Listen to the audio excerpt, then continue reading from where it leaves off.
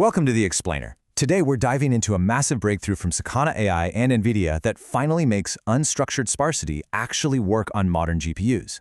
Look, if you follow the AI space, you already know that scaling large language models has driven literally unprecedented progress, right?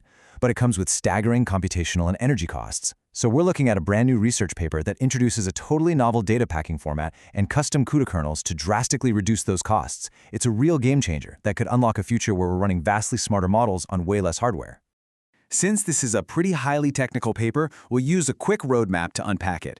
We're going to hit the trillion parameter bottleneck, the sparsity paradox, inducing sparsity with L1, TWEL, and kernel fusion, the actual performance gains, and finally, what this means for the future of scaling. Let's just jump right in. Section 1. The trillion parameter bottleneck. Let's start by understanding the massive computational roadblock that's currently limiting autoregressive language models. When we look at models with tens or even hundreds of billions of parameters, you gotta ask, where is all that computing power actually going? Well, the crucial point here is that the feed-forward blocks account for over 2/3 of the parameters and a whopping 80% of the total floating point operations. In modern transformer architectures, these feed-forward modules are typically 3-layer gated designs. They project the data into a massively expanded hidden dimension, apply a nonlinear activation, and then project it back down. It's kind of like a giant library where every single book has to be opened and checked, even if you literally only need one sentence. So when you scale a model up, this specific library section just balloons in size, eating up the vast majority of your GPU memory and your compute budget. Section 2. The sparsity paradox. And this brings us to a really fascinating engineering paradox about how these feed-forward modules actually process information.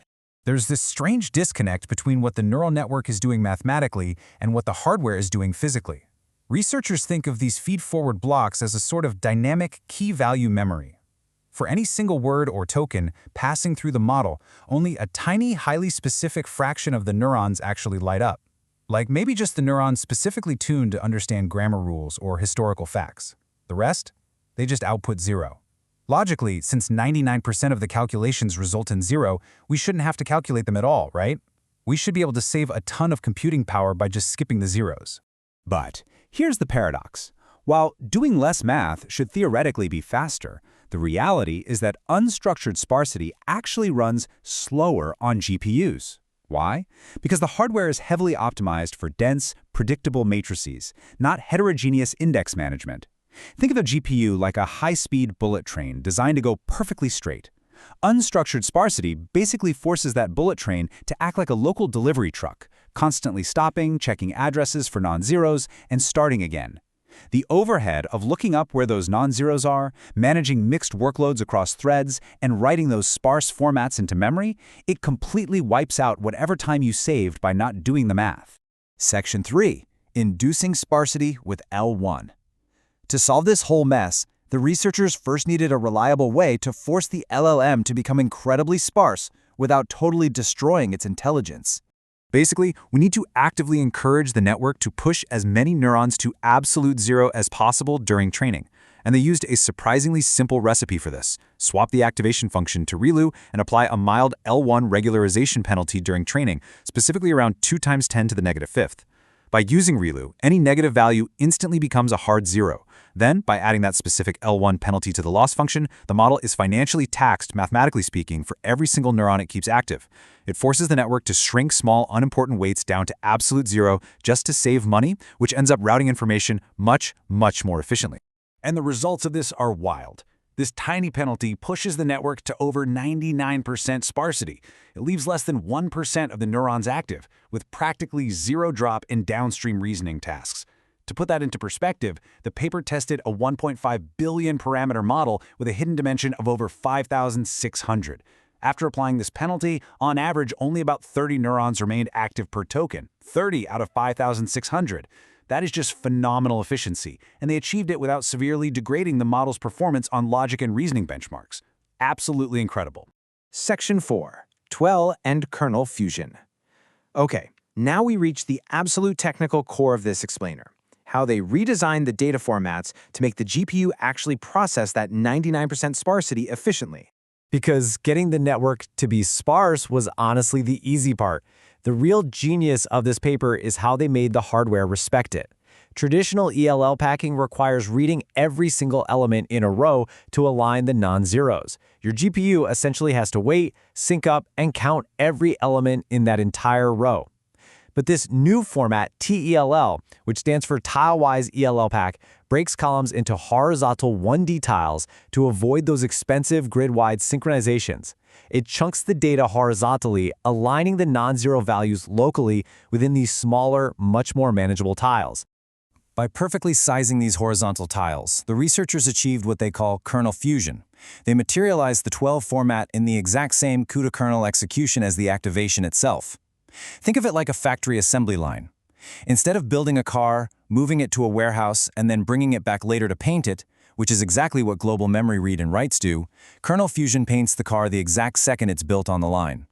Because the 12 tile sizes perfectly match the standard 2D output tiles that the GPU's tensor cores are already generating, the GPU filters out the zeros and packs the remaining data into the sparse 12 format before it even writes to main memory.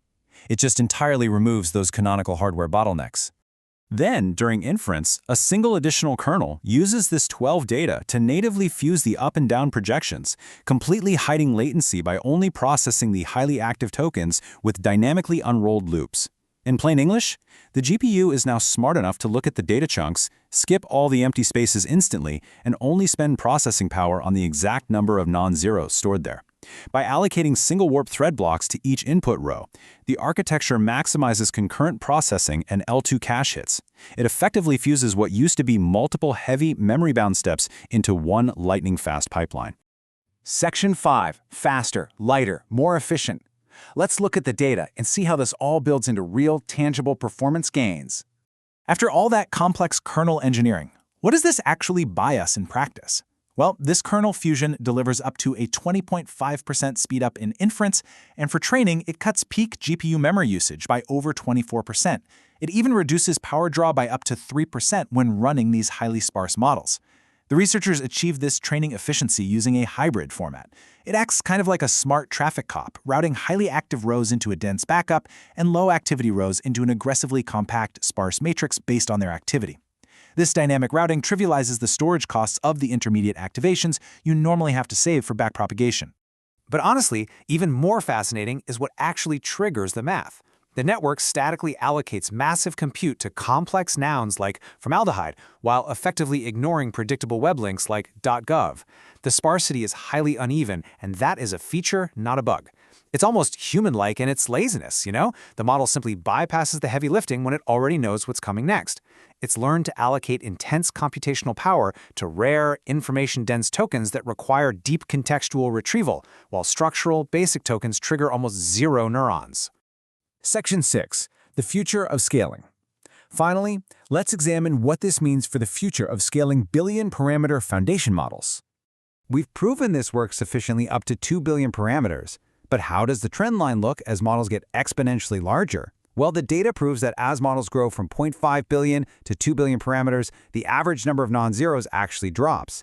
Moving from a 500 million to a 2 billion parameter model, the average number of active neurons dropped from 39 down to just 24 per token. As the model gets larger, it has more specialized experts inside its network, meaning it can be much pickier about which neurons it needs to fire for any given word. So this 12 sparsity technique gets more effective the larger the model gets. This perfectly aligns with current industry scaling laws and implies that at 100 billion or trillion parameters, the potential throughput and memory savings could be absolutely astronomical. Knowing that we can finally bypass the dense hardware bottleneck, it leaves us with one massive question. Is the era of brute force dense matrix multiplication coming to an end? If we can train foundation models to be 99% sparse and seamlessly run them on modern GPUs without overhead, it radically lowers the barrier for who can train and run state-of-the-art AI. We highly recommend reading the full paper from Sakana AI and NVIDIA to explore the exact CUDA implementations. Thanks for joining me on this explainer, and keep questioning how we build the future.